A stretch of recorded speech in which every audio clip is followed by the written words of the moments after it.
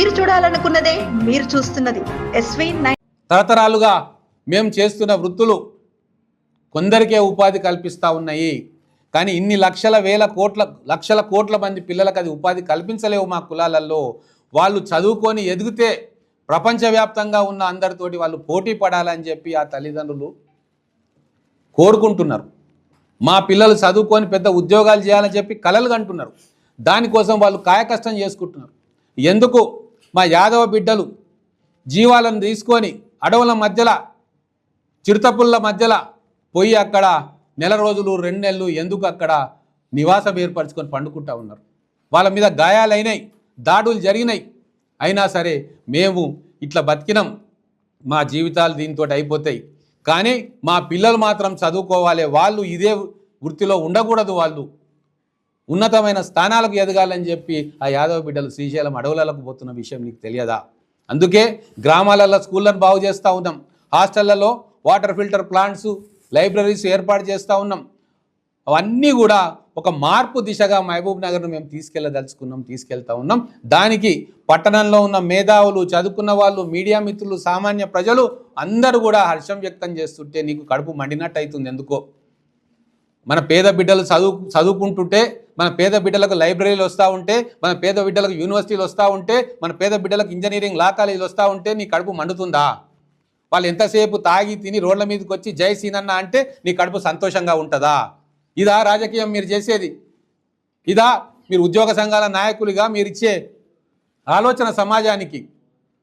దయచేసి ఈ విచ్ఛిన్నకరమైన రాజకీయాలకు స్వస్తి చెప్పండి. ఓ 100 మందిని నువ్వు కన్విన్స్ చేసుకోగలుగుతావేమో ఇటువంటి మాటలతోటి, కానీ 1,00,000 మంది మేధావులు, 1,00,000 మంది చదువుకున్న వాళ్ళు, 1,00,000 మంది మా పిల్లల భవిష్యత్తు కావాలనుకున్న వాళ్ళు మీ ఆలోచనను తిరస్కరించారు, తృణీకరించారు. కాబట్టే అడ్రస్ లేకుండా పోయింది బీఆర్ఎస్ పార్టీ మహబూబ్ నగర్లో. దయచేసి అర్థం చేసుకోండి. మారుతున్న కాలంలో మనం కూడా మారాలి. మన వికృతపు ఆలోచనల నుంచి బయటికి రావాలి. మన మహబూబ్ నగర్ పట్టణాన్ని భవిష్యత్తు కోసం నిర్మాణం చేయాలి. విజన్ 2047 అని ఏదైతే ముఖ్యమంత్రి గారు కలలు కంటున్నారో దానికి అనుగుణంగా మన మహబూబ్ నగర్ పట్టణ ప్రణాళికలను ముందుకు తీసుకుపోవాలి. దీన్ని మొత్తం తెలంగాణ సమాజం గమనిస్తూ ఉంది, మహబూబ్ నగర్ సమాజం గమనిస్తూ ఉంది. అలాగే నేను ఒకటే మాట చెప్తా ఉన్నా మీ ద్వారా, 2,000 కోట్ల రూపాయలు తీసుకొచ్చినాం. ఇదే MBS డిగ్రీ కాలేజ్కి నువ్వు ఒక్కసారైనా పోయినావో లేదో? నేను ఎన్నోసార్లు పోయినా. హాస్టల్ని కట్టించినాడ. ఈరోజు 30 కోట్ల రూపాయలతోటి కొత్త బిల్డింగ్ను అక్కడ శంకుస్థాపన ముఖ్యమంత్రి గారితో చేయించినాం. మన బాలికల జూనియర్ కాలేజ్ టాయిలెట్లు లేని దుస్థితి, బెంచీలు లేని దుస్థితి, అవన్నిటికీ బెంచీలు ఇచ్చినాం, టాయిలెట్లు కట్టిస్తున్నాం. మళ్ళీ మన గర్ల్స్ జూనియర్ కాలేజ్కి 7.5 కోట్లు శాంక్షన్ చేయించి దాన్ని అదనపు గదులు కట్టిస్తూ ఉన్నాం. మొన్ననే జీవో వచ్చింది, దాన్ని ఇంకా ప్రెస్లో కూడా చెప్పలే. MBS జూనియర్ కాలేజ్ దిక్కు ఒక్కసారన్నా పోయినరా? బూతు బంగ్లాలాగా ఉన్నాయి అక్కడ, అక్కడోటి ఇక్కడోటి. వాటికి రిపేర్లు చేయించి దానికి 7 కోట్ల రూపాయలు శాంక్షన్ చేయించినాం. మన పిల్లలు ఇంటర్మీడియట్ విద్యను మంచిగా అభ్యసించాలని చెప్పి. వొకేషనల్ కాలేజ్ కింద ఆడపిల్లలు, యుక్త వయసు వచ్చిన ఆడపిల్లలు కింద బెంచీలు లేకుండా ఇసుక మీద కూర్చుంటే హృదయం ద్రవించి ఇమ్మీడియట్గా వెళ్ళి కొట్లాడి 3 కోట్ల రూపాయలు తెచ్చి ఆ భవనాన్ని పూర్తి చేయించి దాన్ని అన్ని ఫెసిలిటీస్ వచ్చేటట్టుగా అక్కడ చేసి శంకుస్థాపన కూడా చేసినాం కేవలం 1 సంవత్సర కాలంలో. 64 కోట్లతోటి ATC అడ్వాన్స్డ్ ట్రైనింగ్ సెంటర్ను నిర్మాణం చేసినాం. ఏ రోజైనా అటు దిక్కుపోయినావా? అక్కడ ఉన్న జాగాను ఫౌండేషన్ పేరు మీద తీసుకోవాలని చెప్పి ప్రయత్నం చేసిన సంగతి తెలియదా? ఇక్కడ ఉన్న సంఘాలన్నీ కూడా ఆ రోజు లొల్లి పెడితే ఆ ఆలోచనను మీరు వెనక్కి తీసుకున్నారు. అదే ల్యాండ్లో మేము Tata consultancy services, Tata projects తోటి ఒప్పందం కుదుర్చుకొని 64 కోట్లతోటి లేటెస్ట్ టెక్నాలజీ తోటి మన బిడ్డలకు, గర్ల్స్ బాయ్స్కు 300 మంది ఫస్ట్ బ్యాచ్ ట్రైనింగ్ అయితే రేపు ఆ ట్రైనింగ్ పూర్తి కాగానే దేశ విదేశాల్లో బెస్ట్ కంపెనీస్లో వాళ్ళకు ఉద్యోగాలు వచ్చేటట్టుగా ఆ ప్లేస్ను మేము వాడి దాన్ని మీ కళ్ళ ముందు చూపిస్తూ ఉన్నాం. అభివృద్ధి అంటే ఇదే కదా. ఈ అభివృద్ధిని మేము చేస్తూ ఉంటే మీ కళ్ళెందుకు మండుతూ ఉన్నాయి? ఒకవేళ మీకు సమ్మతం లేకుంటే ఊరుకోండి, కానీ మేము చేసేదాన్ని మా కాళ్ళల్లో కట్టెలు పెట్టి ప్రయత్నం చేసి మహబూబ్ నగర్ బిడ్డల, మహబూబ్ నగర్ మేధావుల, మహబూబ్ నగర్ ఉద్యోగుల, మహబూబ్ నగర్ మీడియా మిత్రుల సమాజ శ్రేయస్సు కోరే వాళ్ళ ఆగ్రహానికి వ్యతిరేకతకు గూడు కట్టుకునే ప్రయత్నం మీరు దయచేసి చేయవద్దు అని చెప్తా ఉన్నా. ఇక్కడికి అడుగు పెట్టకంటే ముందే ఇక్కడ పిల్లలందరినీ కూడా మోటివేట్ చేసి వేలాది మంది విద్యార్థులతోటి జై తెలంగాణ అనిపించిన ఉద్యమకారుడు మున్నూరు రవి. ఆయన మీద హత్యాయత్నం కేసు పెడితే వాళ్ళ కుటుంబమే కాదు, మున్నూరు రవి పోరాటాన్ని చూసిన ప్రతి మహబూబ్ నగర్ బిడ్డ ఏడ్చిన విషయం, తెలంగాణ ఉద్యమకారులు మొత్తం ఏడ్చిన విషయం నీకు గుర్తులేదా, మర్చిపోయినావా శ్రీనివాస్ గౌడ్ అని అడుగుతా ఉన్నా.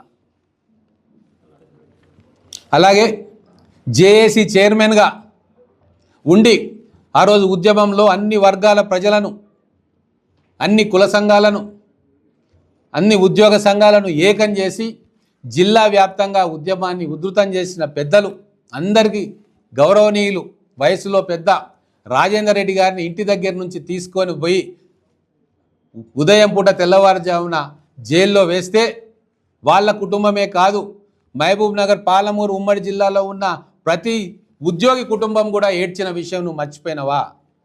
ఇంతమందిని ఏడిపించి భయభ్రాంతులకు గురి చేస్తే అవకాశం వచ్చినప్పుడు ఇటువంటి వాళ్ళు ఉండకూడదు, అర్హత లేదు వీళ్లకు పరిపాలన సాగించేది అని చెప్పి ప్రజలు బుద్ధి చెప్పిన తర్వాత 2 సంవత్సరాల తర్వాత ఈరోజు వచ్చి ఏదో చెరువు పక్కన కూర్చొని ఏడుస్తూ ఉంటే ప్రజలు నవ్వుకుంటూ ఉన్నారు. ఈరోజు ఫోన్ ట్యాపింగ్ విషయం రాష్ట్రంలో కాదు దేశవ్యాప్తంగా చర్చనీయమైంది. అటు బీజేపీ నాయకుల ఫోన్లు ట్యాపింగ్ చేసిండ్రు, బీజేపీ ఎంపీల ఫోన్లు ట్యాపింగ్ చేసిండ్రు, కాంగ్రెస్ ఎంపీల ఫోన్లు ట్యాపింగ్ చేసిండ్రు, మహబూబ్ నగర్లో ఎంతోమంది పెద్ద మనుషుల ఫోన్లు ట్యాపింగ్ చేసిన విషయం అందరికీ తెలిసిన విషయమే. మళ్ళీ ఒకసారి దాని గురించి మాట్లాడాలని నేను అనుకోవట్లే. లివింగ్ రూమ్లో, డ్రాయింగ్ రూమ్లో కుటుంబ సభ్యులు మాట్లాడుకుంటున్న విషయం కూడా మీ చెవులకు ఎట్లా తెలిసింది?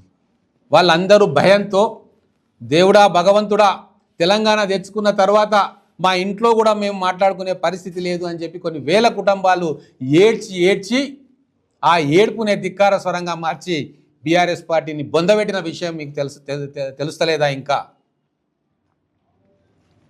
అలాగే అభివృద్ధి విషయంలో చిన్న మాట మాట్లాడదలుచుకున్నా. మీరు అభివృద్ధి చేసిండ్రు అయితే వనపర్తిలో జేఎన్టీ వచ్చిన రోజు మీరు వెళ్ళి మా పిల్లలకు ఎందుకు ఇంజనీరింగ్ కాలేజ్ రాలేదని అడగాల్సి ఉండే.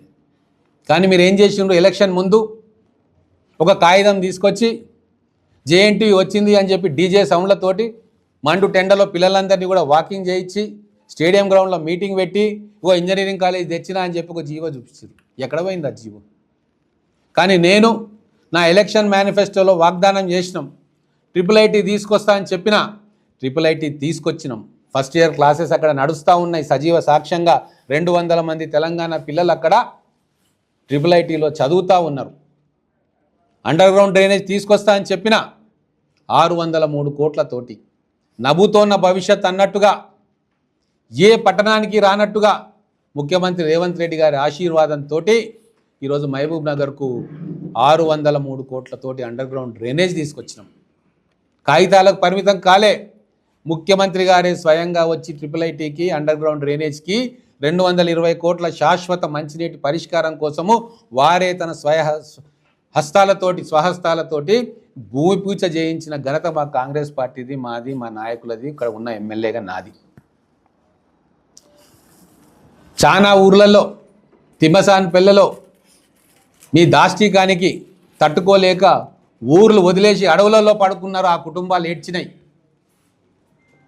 ముదిరాజు బిడ్డలు, యాదవ బిడ్డలు ఊర్లు వదిలేసిపోయినరు. వాళ్ళ ఏడుపులు, వాళ్ళ కుటుంబ మంట ఆ రోజు మీకు కనబడలేదు. కానీ ఈరోజు వచ్చి నువ్వు ఏడుస్తూ ఉన్నావంటే ఎంత దారుణమైన ప్రవృత్తి నీది అని అర్థం చేసుకుంటా ఉన్నారు మహబూబ్ నగర్ ప్రజలు. ఎన్ని వందల మంది మీద కేసులు పెట్టినరు. మరి ఆ వేల మంది ఏడ్చిండ్రు కదా ఆ రోజు, నీకు తెలియలేదా? ఆ ఏడుపు బాధ, ఆ కడుపు మంట మీకు తెలియలేదా? వాళ్ళ ఏడుపుకు నీ ఏడుపు సమాధానం కాదు, వాళ్ళ ఘోషకు మీ చర్యలు సమాధానపరచలేవు. అలాగే ఇంకో విచిత్రమైన విషయం, మహబూబ్ నగర్లో ఉన్న మేధావులు కావచ్చు, చదువుకున్న వాళ్ళు కావచ్చు, మీడియా సోదరులు కావచ్చు, ఆలోచన చేయండి. అంబేద్కర్ గారు ఒక మాట అన్నారు, ఈయన మాటికి మాటికి బీసీ బీసీ అంటాడు కదా. అంబేద్కర్ గారు ఒక మాట అన్నారు, progress of any society depends on the progress of education in that society. ఆయన కొటేషన్ ఇది. ఎన్నో యూనివర్సిటీలలో ఆ కొటేషన్ను పెట్టి పిల్లలను మార్గదర్శకం చేస్తున్న సందర్భం నేను చూసిన ఎన్నో యూనివర్సిటీలలో. జాతుల అభివృద్ధి ఆ జాతులు తమ పిల్లలకి ఇచ్చే విద్య పైన ఆధారపడి ఉన్నది. పేదరికాన్ని నుంచి బయటికి తీసుకురావాలంటే ఆ జాతులన్నీ కూడా చదువుకోవాలి, విజ్ఞానాన్ని సముపార్జించాలి, జ్ఞానాన్ని సముపార్జించుకోవాలి, ప్రపంచవ్యాప్తంగా ఏం జరుగుతుందో తెలుసుకోవాలి, దానికోసం శ్రమించాలి ఆ జాతులు అని చెప్పి అంబేద్కర్ గారు చెప్పిన విషయం ఏ రోజు ఎక్కడ చదువుకోలేదా? అలాగే పూలే గారు గొప్ప మాట చెప్పిండ్రు, తరతరాల బానిసత్వపు ఆలోచనల నుండి బయటపడాలంటే వెనకబడ్డ జాతుల పిల్లలకు విద్య ఒకటే ఏకైక మార్గం అని చెప్పి పూలే గారు చెప్పిండ్రు. మరి అటువంటి అంబేద్కర్ గారి సూచనలు పాటిస్తున్నాం కాబట్టే, వారి ఆలోచన శైలిని పునిగిపుచ్చుకున్నాం కాబట్టే, జ్యోతిబా పూలే గారి ఆశయాలను అర్థం చేసుకున్నాం కాబట్టే, వారి ఆవేదనను అర్థం చేసుకున్నాం కాబట్టే నువ్వు ఎంతో గొప్పగా చెప్తున్న veg non veg market R&B దగ్గర ఉన్న దాన్ని అంబేద్కర్ గారి ఆలోచనల విధానంలో భాగంగా, పూలే గారి విప్లవాత్మకమైన ఆలోచనల విధానంలో భాగంగా ఆ వెజ్ నాన్ వెజ్ మార్కెట్ను మార్చి దాన్ని అంబేద్కర్ పూలే విజ్ఞాన కేంద్రంగా మార్చి కొన్ని వేల మంది పిల్లలకు భవిష్యత్తులో వాళ్ళు విజ్ఞానాన్ని సమకూర్చుకునే ఒక మహత్తర ప్రయత్నం చేస్తుంటే అది కూడా నీకు వెకిలిగా కనిపిస్తూ ఉంది. ఎవరి కోసం రాజకీయాలు చేయాలి? ఓట్ల కోసమా? కులాలను విడదీయడానికా? కాదు, కులాలను కలపాలి, ఆ బిడ్డలను చదివించాలి, ఆ బిడ్డలకు జ్ఞానోదయం కలిగించాలి, వాళ్లకు సౌకర్యాలు కల్పించాలి. కార్పొరేట్ స్కూళ్ళల్లో హైదరాబాద్లో దొరికే విజ్ఞాన సంపదను మన బడుగు బలహీన మైనారిటీ బిడ్డల కళ్ళ ముందు ఉంచితేనే అది నిజమైన రాజకీయం అవుతుంది. ఆ నిజమైన రాజకీయం చేయడానికే మేము రాజకీయాల్లో ఉన్నాం తప్ప సమాజాన్ని అర్థం చేసుకోకుండా కేవలం నీ స్వార్థపు కళ్ళతోటి సమాజాన్ని చూస్తే ఇటువంటి మాటలే మీ నోటి నుంచి వస్తాయి. ప్రతి ఒక్కరు, నేను ప్రతి బీసీ సమాజాలతో మాట్లాడుతూ ఉన్నా. కోత్వాల్ గారు మాట్లాడుతూ ఉన్నారు వెనకబడ్డ మైనార్టీ వర్గాల దుస్థితి ఏందని. మా వినోద్ కుమార్ గారు, చంద్రకుమార్ గారు మా ఎస్సీ బిడ్డల ఎడ్యుకేషన్ ఎట్లా, హాస్టల్ ఎట్లా నిరంతరం శ్రమిస్తూ తపిస్తూ ఉన్నారు. వాళ్ళు ఎవ్వరు కూడా కోరుకోవట్లే, ఇంకా పురాతనమైన ఆ వృత్తులతోటే జీవనం కొనసాగించి మా పిల్లలు కూడా దీంట్లోనే ఉండాలని చెప్పి ఏ బీసీ బిడ్డ, ఏ ఎస్సీ బిడ్డ కోరుకోవట్లే. మేము పడ్డ కష్టము తరతరాలుగా మేము చేస్తున్నావో ఆ ట్యాంక్ బండ్కు 1.5 కోటి శాంక్షన్ చేయించినాం. ఆ పనులు కూడా కోడ్ తర్వాత పూర్తవుతాయి. అసలు ఫైల్స్లలోకి వెళ్తే ఏ డిపార్ట్మెంట్ నుంచి ఎంత ఖర్చు పెట్టిండ్రు, దేనికోసం ఖర్చు పెట్టిరు ఇంకా లెక్కలు తేల్తలేవు.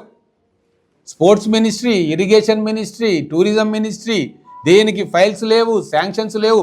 చేసిన కాంట్రాక్టర్కు బిల్లు లేక ఆత్మహత్య చేసుకుంటా అని నా దగ్గరకు వస్తే కింద మీద పడి ఆయన చేసిన దానికి బిల్లులు ఇప్పించిన.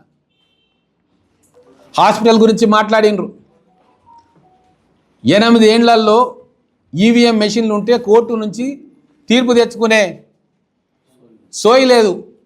ఈరోజు సంవత్సరంన్నర మేము కష్టపడి అడ్వకేట్ జనరల్తో మాట్లాడి, సీఎం గారితో మాట్లాడి జడ్జిలను ఒప్పించి దాన్ని తీపిస్తే ఈరోజు ఆ బిల్డింగ్ కూలగొట్టి 1 నెల రోజు 2 నెలల లోపల దాన్ని ఓపెనింగ్ చేయబోతూ ఉన్నాం. సమస్యలను మీరే సృష్టిస్తారు, వాళ్ళ సమస్య మీరు తీర్చరు. మరి ఆ సమస్య ఉంది అని చెప్పి రాజకీయ లబ్ధి కోసం మీరు ప్రయత్నం చేస్తాం. ఇంకొక విషయం, మీకు ఏడుపు వచ్చింది కదా ట్యాంక్ బండ్ని చూస్తే. మరి కలెక్టరేటు నగరం నడిబొడ్డున ఉండే ఉమ్మడి జిల్లా నుంచి ఎవరైనా బస్ ఎక్కి, ట్రైన్ ఎక్కి వచ్చి బస్ స్టేషన్లో, రైల్వే స్టేషన్లో దిగి వాళ్ళ సమస్యల కోసం అధికారుల దగ్గరికి వస్తూ ఉండే దాన్ని మీ స్వార్థం కోసం కూలగొట్టించి మహబూబ్ నగర్ చరిత్ర ఆనవాళ్ళు లేకుండా చేసి అక్కడ మీరు హాస్పిటల్ కట్టించి కలెక్టరేట్ను పాల్కొండకు తీసుకుపోయినారు. ఈరోజు ఏడుస్తున్నారు. గ్రామాల నుంచి వచ్చే ప్రజలు కానీ, దివ్యాంగులు కానీ, వికలాంగులు కానీ గేటు బయట ఆటో తిప్పితే దేక్కుంటా పాకుంటా లోపలికి దాదాపుగా 700-800 మీటర్లు ఉంటుంది. పాకుంటా లోపలికి పోయి వాళ్ళు ఏడుస్తున్నారు, వాళ్ళ కుటుంబాలు ఏడుస్తున్నాయి. వాళ్ళ ఏడుపు నీకు కనబడతలేదా? బాధ అనిపిస్తుంది. మేము ఎప్పుడు కలెక్టరేట్ ఆఫీస్కి పోయినా ఎవరో ఒకరు కుంటోళ్ళు, బీదోళ్ళు, గుడ్డి వాళ్ళు ఆఫీసర్లతో పని కోసం లేదా సామాన్య ప్రజలు ఎక్కడో బస్సు దిగి నడుచుకుంటూ అక్కడికి వస్తూ ఉన్నారు. అదే ప్లేస్లో హాస్పిటల్ కట్టిన ఉంటే ఎప్పుడో పూర్తవుతుండే. ఈ కలెక్టరేట్ ఉన్న ప్లేస్లో ఇంకా మంచి హంగులతో భవన నిర్మాణం చేసి ఉంటే ఇక్కడ వేల మందికి ఉపయోగపడుతుండే. ముందల షాపింగ్ కాంప్లెక్స్లు తీసుకొచ్చినాం, వెనక పెద్ద హాస్పిటల్, ముందల షాపింగ్ కాంప్లెక్స్. కూలగొట్టలేం, కట్టాలంటే ఏం చేయాలి? కేవలం ఆ షాపింగ్ కాంప్లెక్స్లల్లా ఏదో మీ వాళ్ళ కట్టబెట్టుకోవాలన్న ఆలోచన దాంట్లో ఉందేమో. ఎవరైనా హాస్పిటల్ ముందు గంత పెద్ద షాపింగ్ కాంప్లెక్స్లు కడతారా? హాస్పిటల్ మెయిన్ ఎంట్రన్స్ సైడ్లో పెడతారా మెయిన్ రోడ్ను వదిలేసి? ప్రతి ఆలోచన వెనుక ఒక కుట్ర, ఒక స్వార్థం ఉంది తప్ప మహబూబ్ నగర్ ప్రజల కోసం ఏమైనా చేయాలన్న ఆలోచన ఏ రోజు కూడా కనబడట్లేదు. మళ్ళీ ఒకసారి R&B దగ్గర గ్రంథాలయం కడుతురు, ఎందుకు కడుతున్నారు మీరు అంటే ప్రజల నుంచి, విద్యార్థుల నుంచి, విద్యార్థి సంఘాల నుంచి తిరుగుబాటు వస్తుంది. జాగ్రత్త. మనం చేయాల్సింది మన పిల్లలకు మంచి విద్యను అందించడమే. ఒక రాజకీయ నాయకుడు చేయాల్సిందే అది. కాంగ్రెస్ పార్టీ వచ్చిన మొదటి నుంచి కూడా ఇరిగేషన్ అండ్ ఎడ్యుకేషన్ మీద దృష్టి పెట్టింది. IITలు, IIMలు, యూనివర్సిటీలు, సెంట్రల్ యూనివర్సిటీలు తీసుకొచ్చింది. తర్వాత మల్టీపర్పస్ మెగా ప్రాజెక్టులు కట్టింది. కాబట్టి ఈరోజు దేశం సుస్థిరంగా కోట్ల మందికి అన్నం పెట్టే స్థాయికి, కొన్ని కోట్ల మంది చదువుకొని ఉన్నత స్థాయిలో ఉండడానికి కారణమైన ఆలోచన విధానం కాంగ్రెస్ పార్టీది. కాబట్టి ఇప్పటికైనా మనసు మార్చుకోండి. చిల్లర ఎన్నికల కోసం, ఒక పంచాయతీ ఎన్నికల కోసమో, కార్పొరేషన్ ఎన్నికల కోసమో ప్రజల దృష్టిని దారి మళ్లించే ప్రయత్నం చేయకండి. ప్రజలు నీళ్ళేవో పాలేవో స్పష్టంగా అర్థం చేసుకున్నారు. ఆ అర్థం చేసుకున్నట్టే రేపు రాబోయే రోజుల్లో మున్సిపల్ కార్పొరేషన్ ఎన్నికల తీర్పు ఉంటుంది.